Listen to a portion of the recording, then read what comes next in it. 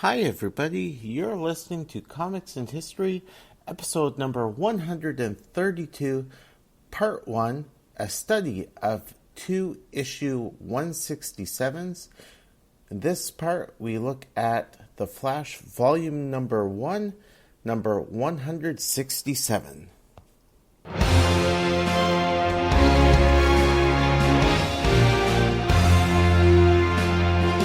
welcome to the show.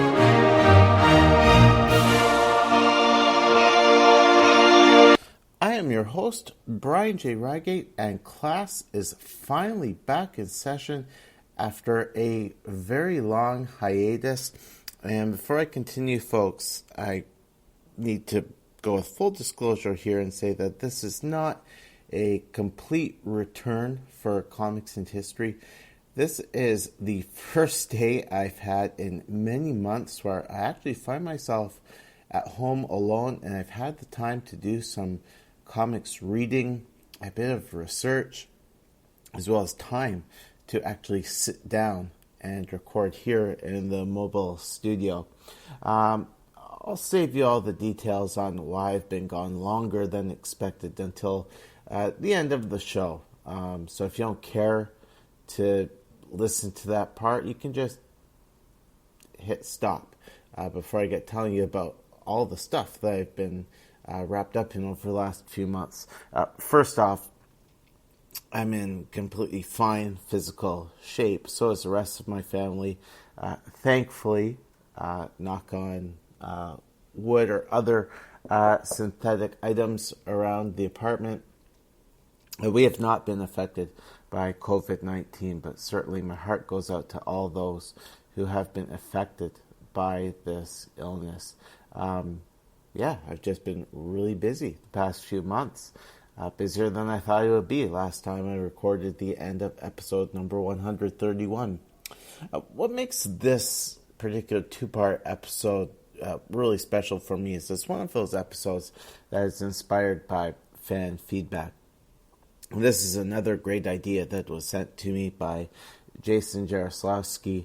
I feel so bad that it's taken me so long to come around to recording an episode based on Jason's recommendation that I look at The Flash, Volume 1, number 167, as well as Justice League of America, Volume 1, issue number 167. It made me interested when I saw that both issues had the same number, and I think I understand why Jason suggested that I review both of these two issues. There is one important point of commonality between both of these issues. And so, Jason, if you're listening to this episode, which I hope you are, please feel free to message me or email me after to let me know if I got it or whether there was another reason why you wanted me to look at two issues that on the surface are very different, but both have the same issue number. Oh, I guess for those of you who have listened to episode 131 in recent days, at the end of that episode, I said that for episode 132, I would start looking at the Electric Blue Superman era, and I do have to shut that down or put that on the back burner for now. I forgot how much material there was to reread and study and analyze from that period. And given that outside of today, I don't know when I'll be free to record some more episodes. I don't want to start my look at Electric Blue Superman and then have it on the shelf for months. As it is, that's where we stand with the Spectre Spotlight. And definitely I want to get back to my review of the Spectre's publishing history, look at the Crispus Allen era. But Jason's idea to look at these two issue 167s is certainly workable here. So enough of a preamble. Let's get into it. And let me start off by talking about the point of commonality I see between these two issues of The Flash and Justice League of America. The Flash 167, cover dated February of 1967. I have to go back and check the cover date for Justice League of America 167. However, I do know that that was published, say, at least a good 10 years after Flash 167. But what strikes me about both issues is that they feature a legendary writer. Fortunately, the writer of Justice League of America number 167, Jerry Conway, is still with us, and he is regarded very much, and very rightly so, as a living legend within the industry. For The Flash number 167, the writer is Gardner Fox.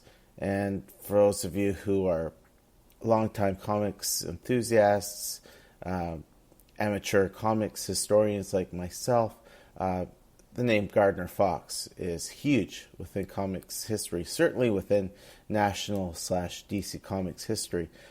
Gardner Fox, I would say, was the Daniel Neal, the Jeff Johns of his time. He just contributed so many important characters, character concepts, universal, well, multiversal concepts to the DCU.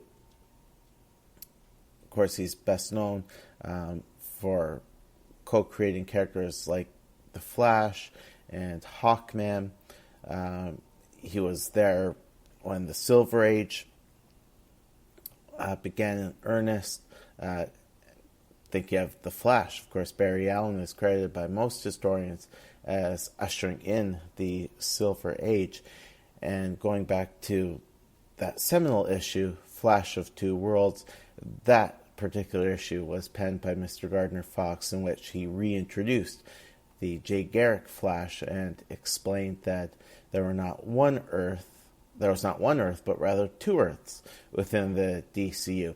And Jay Garrick was the Flash of Earth 2, an Earth in which the Justice Society of America made its debut during the days of World War II.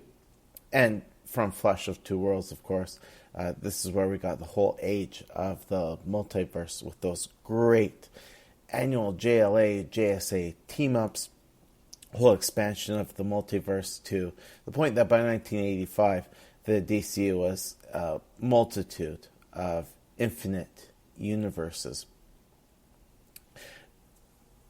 Just going back to the point of commonality between these two issues, while the writer is a highly regarded legend within the comics industry, both of these issues are penciled by men who were certainly well respected in their time, are still well regarded overall by comics historians, but whose work have come under greater criticism in more recent times. And certainly the proliferance of social media has a fair amount to do with that. Of course, legendary Dick Dillon being the longtime JLA artist and the penciler on Justice League of America number 167. I'll talk more about him in part 2 of this episode. But here for The Flash number 167, we have Carmine Infantino, the co-creator of the Barry Allen Flash decades-long career at DC Comics, eventually moving into editorial and into publishing. I would say the Barry Allen Flash is what Carmine Infantino is best known for. Well, certainly in addition to being the first Batman artist to have his name credited in the books which he penciled. Of course, thanks to Bob Kane lawyering up back in the early days of the golden age of DC National Comics. Following Kane's tenure as the artist, all Batman artists were really ghost artists, so their names didn't get included in the credits. And so quite an achievement for Mr. Infantino that folks at DC finally saw fit to say, you know what, I think fans are wise to the fact that Mr. Kane has not been penciling Batman for some time. Mr. Infantino's done some important work, including bringing about the new costume for Batman, the costume that featured the bat in the yellow oval symbol. Sadly, I've heard less than pleasant things about Mr. Infantino's art over the years, especially in more recent times, where people have said that his art is very outdated, it's outmoded, it doesn't look so mature as most other comics art. I even heard one podcaster quote another person as saying that near the end of his time as an artist, specifically in the final few issues of Volume 1 of The Flash, in that person's mind, it looked like Mr. Infantino was using a pencil and a ruler to draw all of the characters. And I think that's pretty harsh.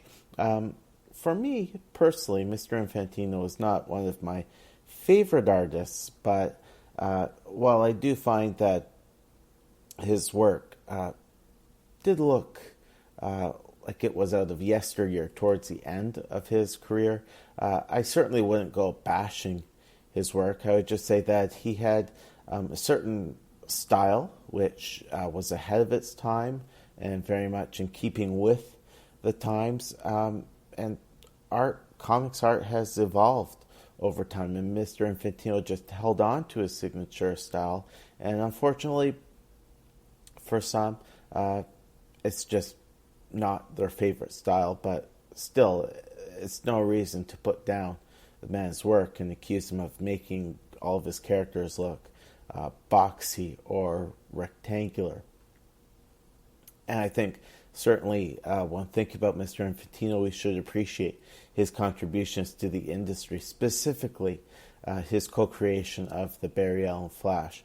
I mean, you take Barry Allen out of DCU history and wow, you would have a completely different reality. And looking over Flash number 167, I've got a digital copy here on my screen. At the time, he was certainly at the top of his game, and his art looks really great in this issue. There's only one point of criticism that I'm going to raise with respect to the portrayal of one particular character in this issue, but I'm not pegging all of my criticisms squarely on Mr. Infantino. I think that as the writer, Mr. Fox also shares some of the responsibility for this character's portrayal. But let's get into it. Again, The Flash, Volume 1, Issue 167, cover date February of 1967 by Fox and Infantino. Let's get into the synopsis and then I'll do a review at the end.